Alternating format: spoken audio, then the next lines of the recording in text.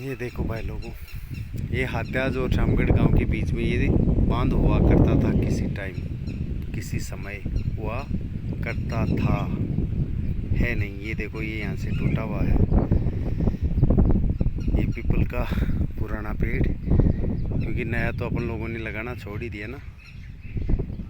और ये यहाँ से लेके करीब 100 फुट के दायरे में ये यहाँ पे टूटा हुआ है। और ये इसका जितना भी डूब क्षेत्र है उसमें आज खेती हो रही है। ये देखो, काफ़ी लंबा चौड़ा एरिया है, क्षेत्र है इसका, डूब क्षेत्र जो इसका ही है। इसमें ये देखो अभी खेती हो रही है। भाई जिन लोगों की ज़मीन थी वो तो खेती तो करेंगे, और उनके भी मन में एक लालच है।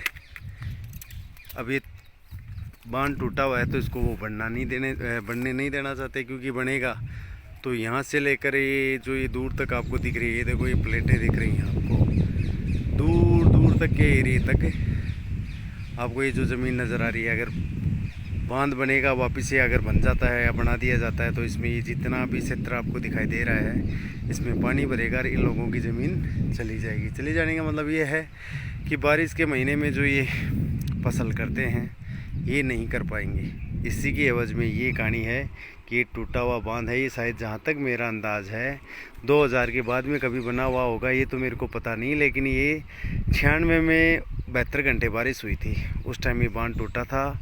और हमारे क्षेत्र में भी काफ़ी तबाही की थी उस पानी ने 96 के अंदर। हमारे भी कई बांध, इस बांध के टूटने के बाद में हमारे भी छोटे मोटे जो इनिकेट वगैरह थे, जो मझोले खेतों में जो मेड़ बनाई हुई थी, जो छोटे छोटे बांध टाइप में दिए हुए थे, वो सब टूट गए थे। जो हमारा तालाब था, वो तालाब इसी पानी की वजह से इधर से बह के जो नदी जाती थी उससे वो तालाब भरता था। इसी बांध की मेहरबानी थी कि राजपुरा का जो तालाब था वो लबालब रहता था, 12 महीने उसमें पानी रहता था। और आज ये उसकी स्थिति हो गई कि वो भी पिछले 15 साल से सूखा पड़ा है। ये तो हमने कुछ लोगों ने संज्ञान लेके उसमें ट्यूबवेल करवा के और 2018 से उसमें पानी डालना शुरू किया, तो वापस थोड़ा सा उसको जीवनदान मिला है। लेकिन इधर तो है ये देखो बांध, जो कभी भरा हुआ करता था, भरा रहता था किसमें, बारिश के टाइम में तो ये भरा ही रहता था और पानी का भी सहयोग रहता था कुओं में। और ये तालाब, और आज ये सब मरे हुए हैं, इनकी तरफ कोई देखने वाला नहीं है।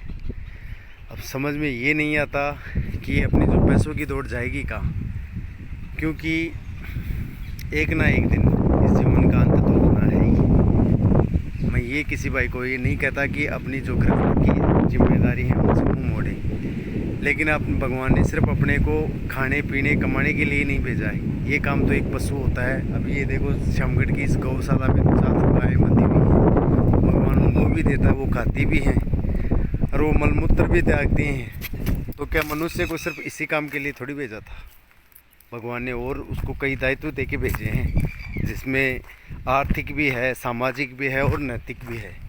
लेकिन अभी आज का इंसान सिर्फ और सिर्फ केवल फ़कत मात्र आर्थिक दायित्व देख रहा है, और वो किसी भी दायित्व को वो नहीं देख रहा, ना उसको संभाल रहा। इसमें हो क्या रहा है फिर। और ये देखो, बीच में ये बात काटना चाहूँगा कि